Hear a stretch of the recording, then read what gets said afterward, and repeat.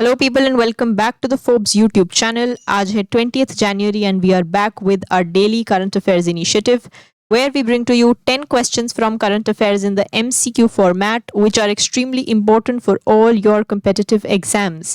So without further ado, let's move to question 1 of the day. Who are the chief guests for India's 77th Republic Day celebrations in January 2026?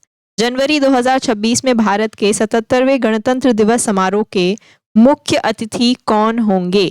We have discussed this in one of our previous videos, तो जो भी हमारी videos regularly देखते हैं उनको ये answer जरूर याद होना चाहिए. The answer is Antonio Costa and Ursula von der Leyen. ये basically European Council and European Commission के प्रेसिडेंट हैं respectively, and this is the first time कि कोई यूरोपियन डेलीगेट्स हमारे रिपब्लिक डे सेलिब्रेशंस पे एज चीफ गेस्ट आएंगे. Question number 2 है which regulator proposed a netting framework allowing foreign portfolio investors to offset same day trade obligations in India? किस regulator ने एक netting framework का प्रस्ताव दिया है जो फॉरेन पोर्टफोलियो इन्वेस्टर्स को भारत में एक ही दिन के ट्रेड ऑब्लिगेशंस को ऑफसेट करने की अनुमति देता है? बेसिकली जो हमारा ट्रेड होता है, बेसिकली फॉरेन पोर्टफोलियो इन्वेस्टर्स वो होते हैं जो इंडियन कंपनीज में इन्वेस्ट करते हैं अपनी मनी. तो इस तरह के ट्रेड को जो हमारा एफपीआई, एफडीआई एटसेट्रा होता है उसमें डिफरेंट नॉर्म्स होते हैं, जैसे कि T+1 settlement, T+0 settlement etcetera. तो ये सब जो सेटलमेंट होती है ये यही बताती है कि कितना टाइम पीरियड लगेगा जो ट्रेड रिलेटेड ट्रांजैक्शन हैं उनको पूरा होने में. तो सेम डे में वो ऑब्लिगेशंस पूरी हो जाएं, वो ट्रांजैक्शंस पूरी हो जाएं. इसको ऑफसेट करने के लिए, इसको चालू करने के लिए कौन से रेगुलेटर ने एक फ्रेमवर्क जारी किया है? तो द आंसर इज सेबी. जितना भी हमारा पोर्टफोलियो या फिर इन्वेस्टमेंट होती है उसमें SEBI is the regulator, SEBI is the incharge. Moving on to question 3, which Indian agency announced deployment of 200 automatic weather stations across 4 metropolitan cities in 2026? किस भारतीय एजेंसी ने 2026 में 4 मेट्रो शहरों में 200 ऑटोमेटिक वेदर स्टेशन लगाने की घोषणा की है? हमें बताना है कि कौन सी बॉडी है जिसने ये पहल उठाई है to install 200 automatic weather stations in 4 metro cities of India, and the answer is IMD, that is Indian meteorological department.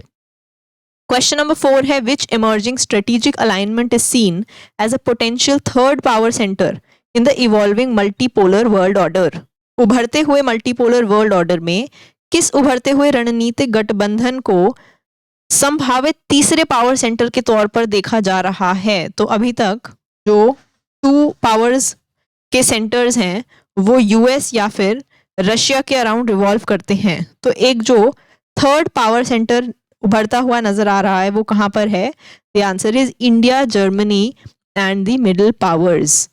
Question number 5 है which type of infection is reported to be increasingly threatening coconut cultivation in Karnataka, Tamil Nadu and Kerala? Karnataka, Tamil Nadu और केरला में किस तरह के infection नारियल की खेती के लिए तेजी से खतरा बनते जा रहे हैं? सो कोकोनट से रिलेटेड कौन सा इन्फेक्शन है ये इस क्वेश्चन में पूछा गया है, and the answer is phytoplasma infection.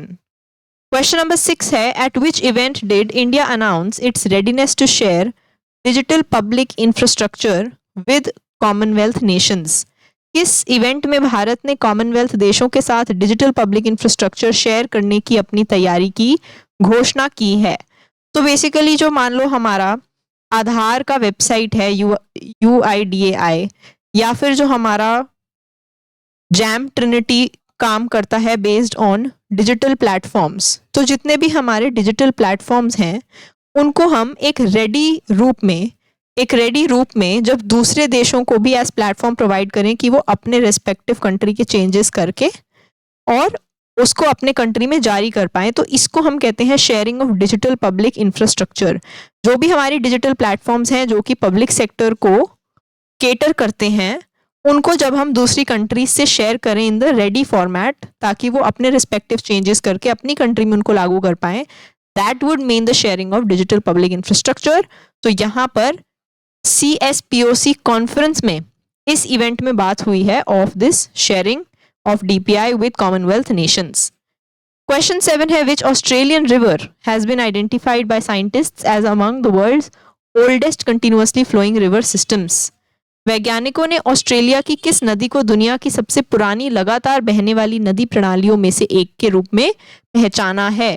तो अगर हम अर्थ की रिवर्स की हिस्ट्री देखें, जोग्राफिकल हिस्ट्री देखें, तो कुछ रिवर्स ऐसी हैं जो बहुत ही ओल्ड हैं, बहुत ही पुराने एंशिएंट समय से बह रही हैं।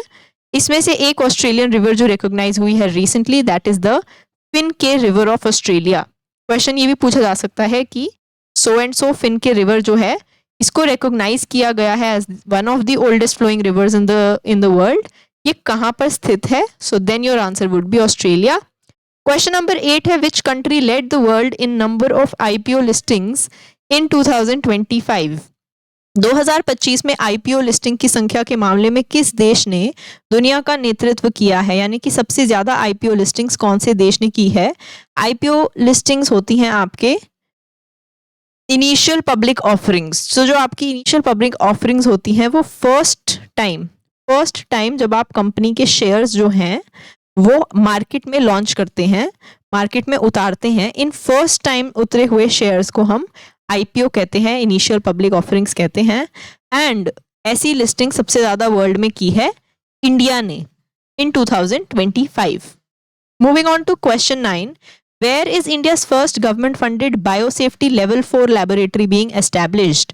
भारत की पहली सरकारी फंड वाली बायोसेफ्टी लेवल 4 लैब कहाँ बनाई जा रही है? हमें सिटी का नाम यहाँ पर बताना है। इंडिया का पहला government funded biosafety level 4 laboratory, और ये बनाई जा रही है in the city of Gandhinagar, Gujarat. Last question of the day है, according to Supreme Court of India, who can be considered for unreserved category vacancies in public recruitment? Bharat के Supreme Court के अनुसार पब्लिक रिक्रूटमेंट में अनरिजर्व्ड कैटेगरी की vacancy के लिए किसे consider किया जा सकता है? कौन सी कैटेगरी है जो कि अनरिजर्व्ड कैटेगरी की अगर कोई वैकेंसीज हैं उनको भरने में यूज की जा सकती हैं? The answer is any candidate scoring above unreserved cutoff. So irrespective of whether you come from the reserved or the unreserved category, अगर वैकेंसी है और आपकी जो स्कोर है वो अनरिजर्व्ड कैटेगरी वाली कट ऑफ से ज्यादा है, then you will be considered for that vacancy. With this we finish off our 10 questions of the day. If you liked the video, then please subscribe to our channel and follow us on all our social media channels. For ebooks, e-PDFs and lots of daily updates for free, you have to join our Telegram. The link is in description. Thank you, bye-bye, and keep learning.